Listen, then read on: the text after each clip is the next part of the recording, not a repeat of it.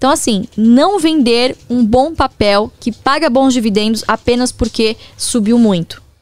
Esse negócio pode continuar subindo no futuro. Porque mesmo senão, que caia no Luiz, curto ele vai prazo. estar tirando o Ronaldinho, o Neymar do time, né? Exato! Vai tirar o Neymar do time? Exatamente! Você não vai contratar o Ronaldinho pro seu time, o Neymar pro seu time, porque ele custa caro? Não! Você Ele vai... tem que tá lá, Você quer pô. esse cara, porque esse cara que marca gol, amigo. Entendeu? É perfeita a sua colocação, é isso mesmo, é isso mesmo. Acho que é a empresa mais pedida de todas aqui, o pessoal comentando Diga. muito, pra falar da IRB, quais as perspectivas que você tinha. E eu vi que você fez uma movimentação no Instagram para as pessoas assinarem lá, né? É bem legal, eu compartilhei também. Legal. Conta pra galera qual foi essa estratégia que vocês têm, se vocês têm posição ainda hoje, se vocês acreditam, né? Sim. A nossa posição na IRB, ela é extremamente recente, né? Apesar de parecer anos e anos de briga, faz um ano só. Nossa, faz só um Em ano. julho. E parece muito tempo, né? Não, parece que faz uma eternidade, né? Mas um ano é um horizonte de investimento Curtíssimo. muito curto para você avaliar se foi um erro ou se não foi, né? Boa parte dos bons investimentos que a gente fez foram erros por muito tempo, né? Perante a crítica de terceiros. Mas na nossa visão não eram, porque, poxa, a gente enxergava algum valor ali, mesmo que ainda ele não tivesse sido concretizado, né? Tava só no campo dos projetos, das ideias. Então, IRB é um destes casos, né? E realmente o que aconteceu no IRB foi muito grave, tá? Realmente houve fraude, realmente houve um erro ali gigantesco. Você tem que ser muito competente para você quase falir uma empresa de seguros ou resseguros. E o cara que fez isso, cara, quase foi bem sucedido. Então, basicamente, como que funciona o negócio de seguros, né? Pra gente começar a dar uma opinião aqui. O resseguro, ele é o seguro dos seguros da seguradora. Ele não é o segurador da seguradora, da empresa. Ele faz o seguro dos riscos Sim. da seguradora. Então, essencialmente, é um negócio de risco, certo? Esse ressegurador, ele pode, inclusive, fazer esse movimento com outras resseguradoras. Então, no campo do seguro, quanto mais gente você... Vamos botar nas palavras, né, coloquiais. Quanto mais gente você divide, você mitiga o risco em várias carteiras. Então, você cria um efeito em cadeia. Se você tem um sinistro aqui, vai pegar em cadeia todas as seguradoras, co-seguradoras e resseguradoras que estão envolvidas neste mesmo contrato, cujo risco foi mitigado ao dividir com todo esse bolo de gente, certo? O que o fulaninho lá fazia? Pô, ele ia ao mercado e falava assim, pô, eu vou tomar riscos de outras seguradoras, tá? Mas riscos estes que eram iminentes de acontecer, ou seja, o risco da sinistralidade de acontecer era altíssimo. E ele ia botando pra dentro isso, pra quê? Pra mostrar nas receitas, pô, tô crescendo. Por outro lado, o que acontece? Você, como seguradora ou ressegurador, precisa ter um capital mínimo exigido. Isso é regulado pela SUSEP, obviamente. Existe um escrutínio muito grande em cima disso, em que você precisa ter reservas de liquidez, reservas técnicas ali em garantia. Se acontecer uma claro, parte, acontecer o sinistro, você ter como mostrar para a SUSEP, mostrar para o mercado que você tem como honrar aquele compromisso. Então, essencialmente, o negócio de uma seguradora, cara, é o melhor negócio do mundo. Você paga e reza para não precisar do serviço. Tem noção? Você paga primeiro, depois você talvez vá receber. E se você não receber, maravilha. Principalmente se for um seguro de vida, né? Você reza para demorar bastante para você receber esse benefício para você. Então, o que você recebe é uma indenização, certo? A seguradora ou a resseguradora tem uma obrigação com os seus segurados. Enquanto esse sinistro não ocorre, ela vai, mês a mês, reconhecendo receitas. Pum, pum, pum, pum, pum.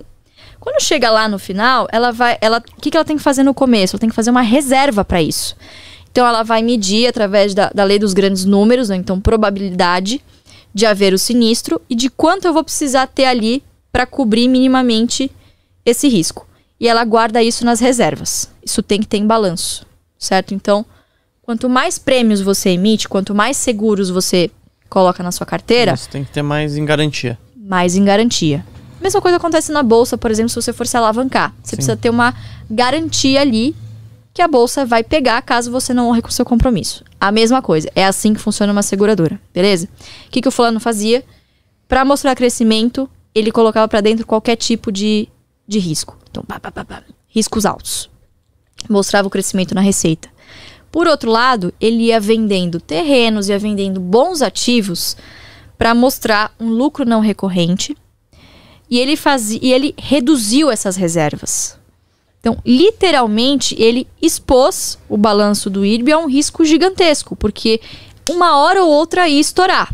E que bom que descobriram enquanto não estourou. Quer dizer, estouraram por ele a bolha, entende? Entendi. Uma hora ia dar muito errado e não ia ter como voltar. Podia ser pior ainda. Podia ser pior ainda. Então o cara tava drenando um caixa que ele não podia. Certo? E não podia porque os riscos que ele colocou pra dentro eram muito altos. Né? Então, de fato, é uma situação muito complicada, né? Como sair dessa situação? Primeiro, limpou-se todo mundo que tinha a ver com essa grande fraude. Fez-se lá um trabalho incrível, inclusive, que a gente depois, né, foi conhecer. Tiraram essas pessoas, né, essas massas podres.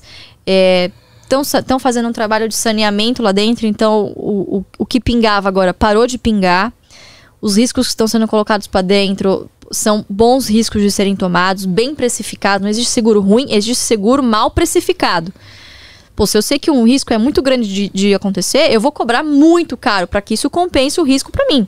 Certo? Isso acontece e isso você faz no seu dia a dia, todo mundo faz isso. A empresa faz a mesma coisa.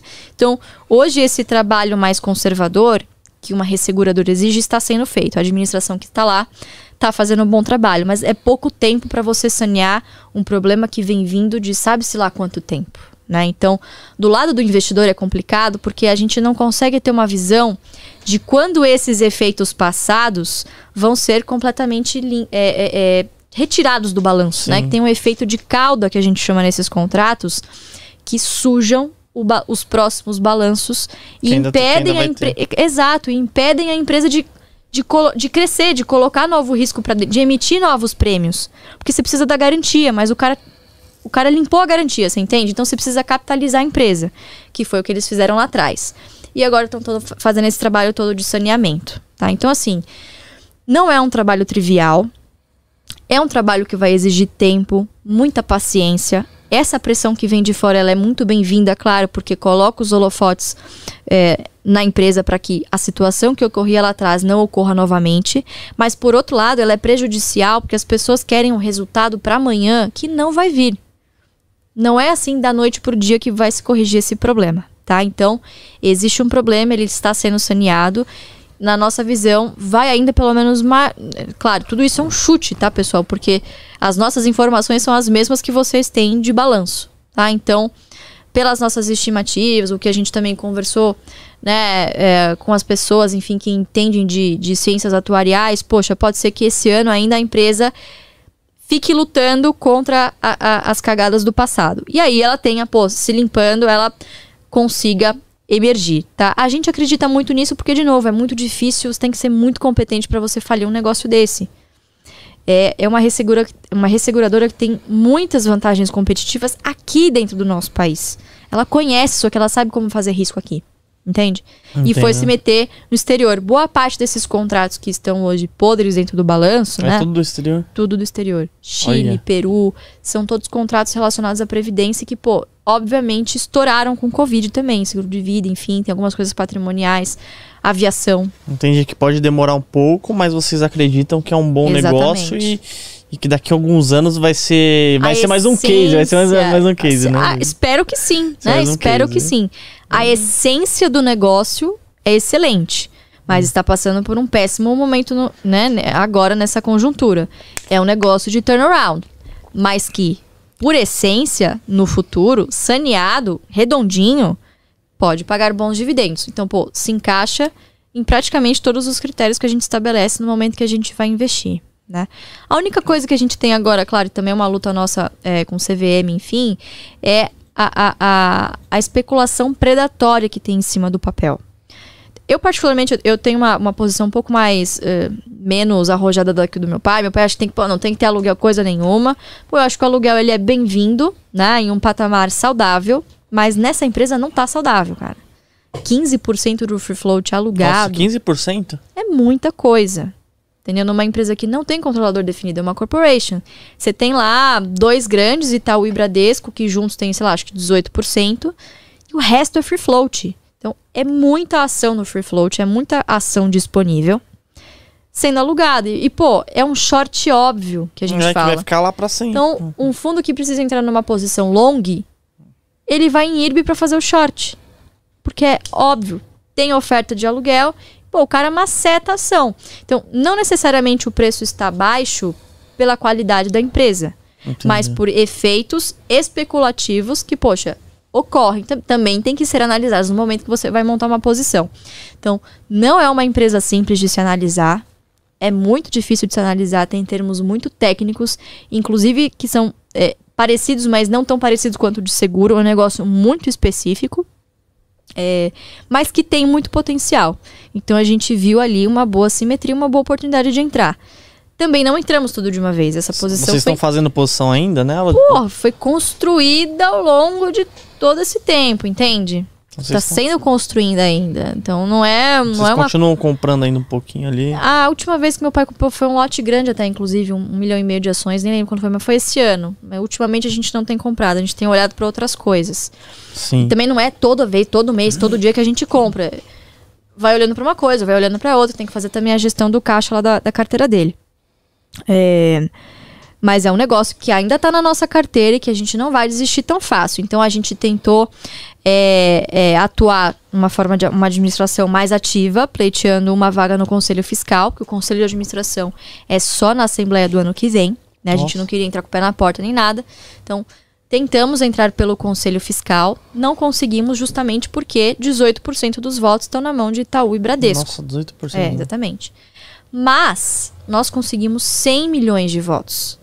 Nossa. Isso é 8% da base acionária. Nossa, muita coisa, né? É muita coisa. Então, assim, a gente tem muita gente do nosso lado. Inclusive, obrigada para quem participou. Isso é do interesse de todos, né?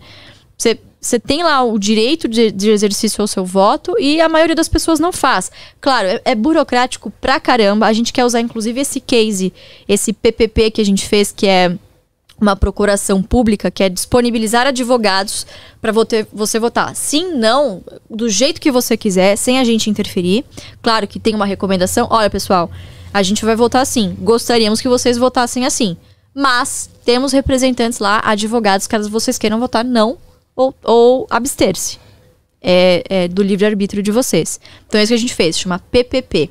É um mecanismo não muito comum no mercado e foi o PPP mais bem sucedido da história do mercado de capitais. Nunca antes alguém fez um PPP e conseguiu juntar 8%. Claro, fez história. Não elegeu, mas pô, mostrou para a empresa que os acionistas estão unidos. Estão de olho, né? Estão interessados e querem ajudar também de alguma forma. Colocando um representante lá, né, quem quer que seja. Então, a gente não desistiu da empresa. Ano que vem tem assembleia de novo, né? A gente não larga o osso tão fácil assim. As posições que a gente monta são para longuíssimo prazo. E existe uma certa transparência. Meu pai fala o que ele tá comprando. Vira e mexe, ele participa de algum vídeo nosso. Ou tem jornalista que liga todo dia pra gente. Então, todo assim, dia eles ficam ligando? Todo dia. Todo dia. Agora diminui um pouquinho porque ele não tá tanto no escritório, mas na época que ele era um pouquinho mais ativo na carteira dele, cara, era todo dia. Todo dia tinha alguém lá ligando, perguntando. Ligando o que você tá fazendo. E ele nunca teve problema em falar.